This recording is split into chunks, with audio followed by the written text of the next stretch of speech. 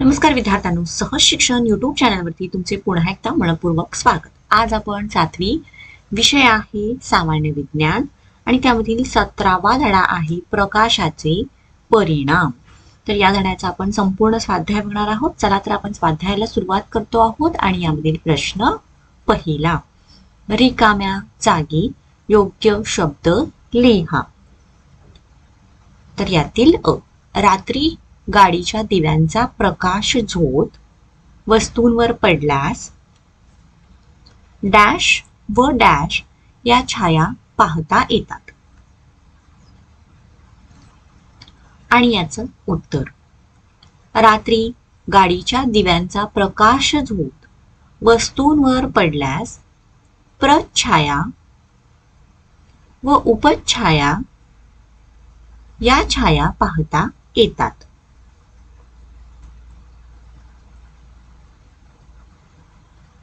प्रश्न, चंद्रग्रहणाच्या वेळी डॅशची सावली डॅशवर पडते.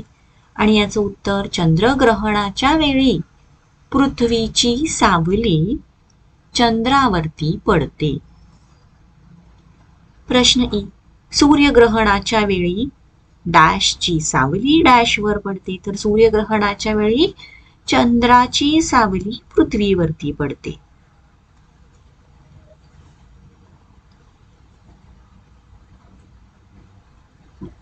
ई प्रश्न, सूर्योदय सूर्यास्ताच्या वेळी डॅशमुळे आकाशात विविध रंगछटा पाहायला मिळतात. आणि कशामुळे?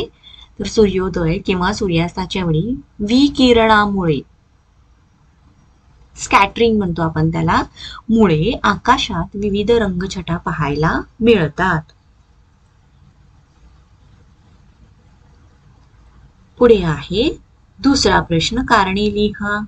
आणि यातील पृथ्वीच्या वातावरणापलीकडे अवकाश काळे दिसते. याचे उत्तर, पृथ्वीच्या वातावरणापलीकडे निर्वात पोकळी असल्यामुळे तिथे सूर्यप्रकाशाचे विकिरण होण्यासाठी कोणतेही प्रभावी माध्यम नसते. त्यामुळे पृथ्वीच्या वातावरणापलीकडे अवकाश काळे दिसते.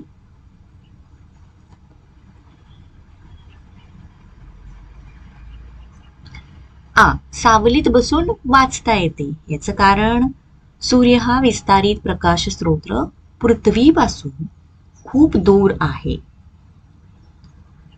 त्यापासून पृथ्वीवरील कोणत्याही वस्तूची पडणारी सावली गडद प्रछाया नसून फिकट उपछाया असते.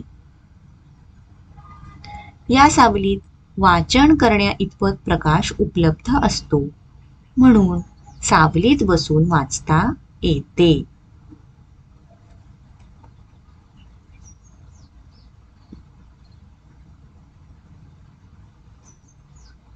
ई, उघड्या डोळ्यांनी सूर्यग्रहण पाहू नये. मग याचं उत्तर, सूर्याची हानिकारक अतिनील किरणे सतत पृथ्वीवर येत असतात. सूर्यग्रहणाच्या वेळी सूर्याचे तेज कमी झाले तरी अतिनील किरणे मात्र पृथ्वीवर येतच असतात. ग्रहण उघड्या डोळ्यांनी पाहिल्यास ही अतिनील किरणे थेट डोळ्यात शिरून दृष्टीचे नुकसान होण्याचा धोका असतो, म्हणून उघड्या डोळ्यांनी सूर्यग्रहण पाहू नये.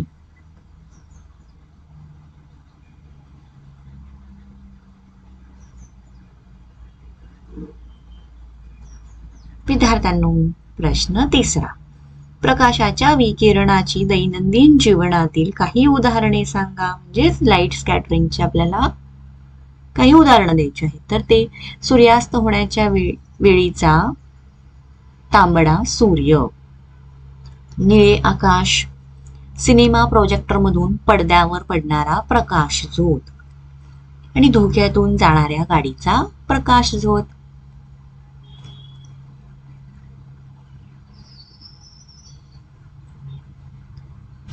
प्रश्न चौथा, हवेत खूप उंचावर उडणाऱ्या पक्ष्यांची, विमानांची छाया जमिनीवर का दिसत नाही?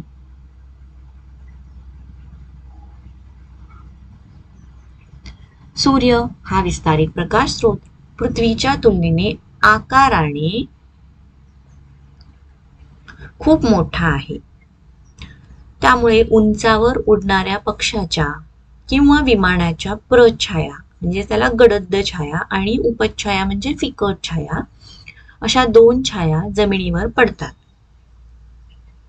परंतु पक्षी विमान जसजसे उंच जातात तसतशी त्यांची प्रछाया लहान होत जाऊन ती शेवटी नाहीशी होते. याच वेळी उपछाया अधिक अधिक फिकट होत दिसेनाशी होते. परिणामी पक्ष्यांची आणि विमानांची छाया जमिनीवर दिसत नाही.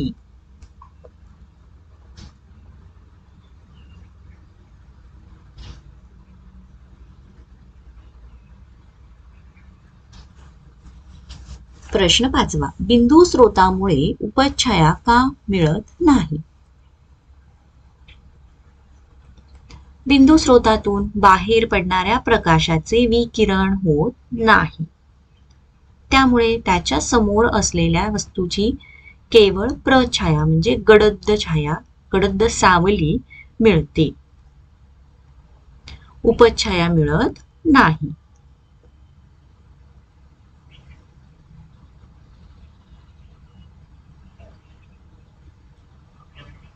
चला विद्यार्थ्यांनो, प्रश्न 6वा बघण्याआधी तुम्हाला जर व्हिडिओ आवडत असेल तर व्हिडिओला लाईक करा. चॅनलला अजूनही जर सबस्क्राईब केलं असेल तर चॅनललाही पटकन सबस्क्राईब करून घ्या. 6वा प्रश्न. खालील प्रश्नांची उत्तरे तुमच्या शब्दात लिहा. यामध्ये अ. प्रकाशाचे विकिरण म्हणजे काय? तर चला, उत्तर आहे वातावरणातील रेणू, धूलिकण व इतर सूक्ष्मकण यांच्यावर प्रकाशाचे किरण आदळतात व सर्वत्र विखुरले जातात. या घटनेला प्रकाशाचे विकिरण असे म्हणतात. विकिरणामुळे विखुरलेले प्रकाश किरण आपल्या डोळ्यात शिरतात व आपल्याला प्रकाश दिसतो. प्रकाश झोत, निळे आकाश, तांबडा सूर्य हे प्रकाशाच्या विकिरणाचे परिणाम आहेत.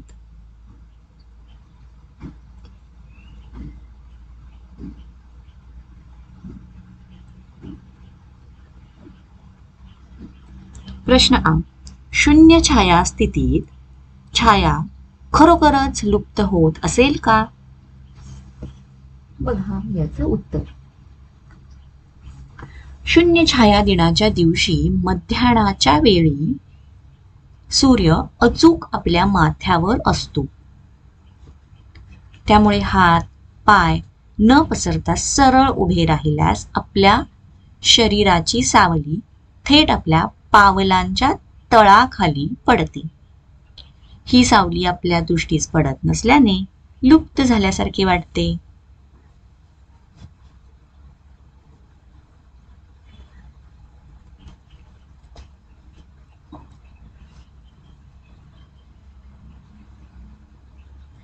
ई.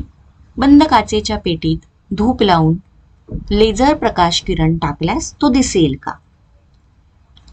बघा याचं उत्तर. लेझर प्रकाश आपल्याला दिसण्यासाठी त्यांचे विकिरण होणे गरजेचे असते. त्यासाठी किरण सूक्ष्म कणांवर आदळून सर्वत्र विखुरले जाणे आवश्यक असतं. म्हणजे लाईट स्कॅटरिंग व्हायला हवी. बंद काचेच्या पेटीमध्ये धुपाचे सूक्ष्म कण विखुरलेले असतात. त्यामुळे लेझर किरण त्या सूक्ष्म कणांवर आदळून विखुरतात व आपल्या डोळ्यात शिरतात. त्यामुळे बंद काचेच्या पेटीत धूप लावून लेझर प्रकाश किरण टाकल्यास तो आपल्याला दिसेल. कारण तिथे लाईटचं स्कॅटरिंग होणार, प्रकाशाचं विकिरण आपण म्हणतो ते तिथे घडणार. पुढचा प्रश्न 7वा. चर्चा करा व लिहा. आणि यामध्ये अ. सूर्य उगवलाच नाही तर. यावर तुमच्या शब्दात विज्ञानावर आधारित परिच्छेद लिहा. बघा उत्तर. सूर्य उगवला नाही तर आपल्याला प्रकाश मिळणार नाही. सर्वत्र कायम रात्र अनुभवास येईल. आपल्याला सतत कृत्रिम प्रकाश स्रोतांचा वापर करावा लागेल, जो करणे शक्य नाही.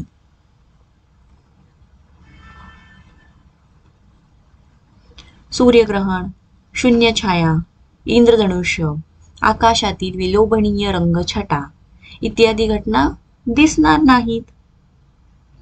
सूर्य उगवला नाही तर पृथ्वीवरचे तापमान अत्यंत कमी होईल. परिणामी पृथ्वीवरील द्रवरूप पाणी गोठून त्याचे बर्फात रूपांतर होईल.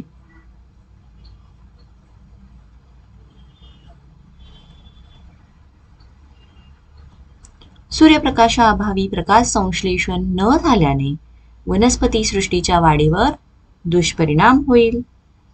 अन्नासाठी या वनस्पतीवर अवलंबून असणारी प्राणीसृष्टी नष्ट होईल. या प्राण्यांवर जगणाऱ्या इतर प्राण्यांचे अस्तित्व देखील संपुष्टात येईल. आणि जी अन्न साखळी आहे ही अन्न साखळी सगळी बिघडून जाईल. आणि 5वं, सौर ऊर्जेचा वापर करता येणार नाही.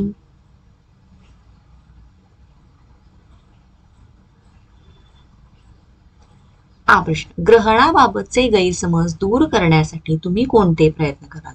तर बघा, जर सूर्यग्रहण असेल, चंद्रग्रहण असेल तर आपल्या समाजामध्ये त्याच्याबद्दलचे वेगवेगळे गैरसमज आहेत की या ग्रहणामध्ये अन्नग्रहण करायचं नाही, ग्रहण बघायचं नाही, किंवा जर कोण गरोदर स्त्रिया असतील तर त्यांच्यासाठी हे ग्रहण चांगले नाही, असे काही गैरसमज आहेत.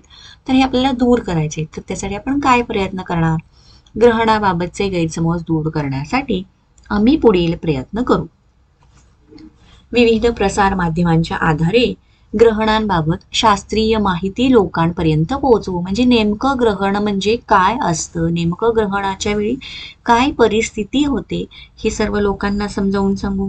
नजीकच्या काळात ग्रहण लागणार असेल तर जाहिरातींचा वापर करू, त्याची प्रसिद्धी करू. विशेष चष्मे, टेलिस्कोप यासारख्या साधनांच्या आधारे लोकांना प्रत्यक्ष ग्रहण पाहण्याचा अनुभव देऊ. आपल्यापासून दूर असलेल्या प्रदेशातील ग्रहणे पाहण्यासाठी सहली आयोजित करू. आणि चंद्र, सूर्य, पृथ्वी यांची प्रतिकृती बनवून ग्रहण कसे लागते याबाबत लोकांना अधिक माहिती देऊ.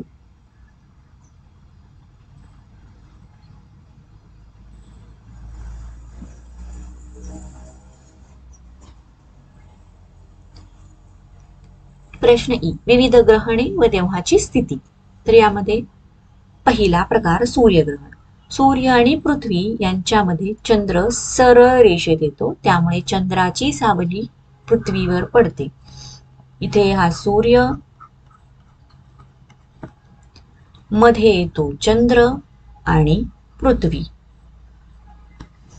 दुसरं, खग्रास सूर्यग्रहण. चंद्राची प्रछाया पृथ्वीवरील ज्या भागात पडते तेथून दिसते आणि चंद्राने सूर्यबिंब पूर्णपणे झाकलेले आहे असे दिसते.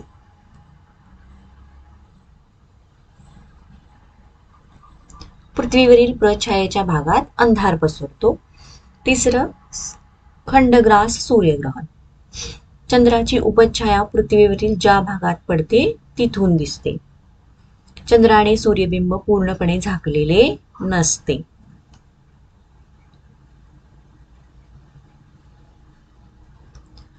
नंतरचा आहे कंकणाकृती सूर्यग्रहण. तर यामध्ये बघा, चंद्राची प्रछाया पृथ्वीवरील अतिशय कमी भागात पडते तेथून दिसते. चंद्राने सूर्यबिंबाचा परीघ वगळता म्हणजे कडेचा भाग वगळता सर्व भाग झाकलेला आहे असे दिसते आणि सूर्यबिंबाचा परीघ प्रकाशाने उजळलेल्या बांगडीसारखा दिसतो. पुढचा आहे प्रकार चंद्रग्रहण. सूर्य व चंद्र यांच्यामध्ये पृथ्वी सरळ रेषेत येते, त्यामुळे पृथ्वीची सावली चंद्रावरती पडते आणि त्यामुळे चंद्रग्रहण होतं. 6व, खग्रास चंद्रग्रहण. चंद्र पूर्णपणे पृथ्वीच्या प्रछायेत असतो. 7वा आहे खंडग्रास चंद्रग्रहण. चंद्र हा अंशतः पृथ्वीच्या प्रछायेत असतो.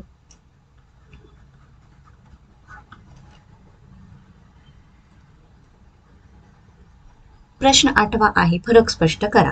यामध्ये बिंदू स्रोत आणि विस्तारित स्रोत. बिंदू स्रोत हा आकाराने सूक्ष्म असतो, विस्तारित स्रोत हा आकाराने मोठा असतो.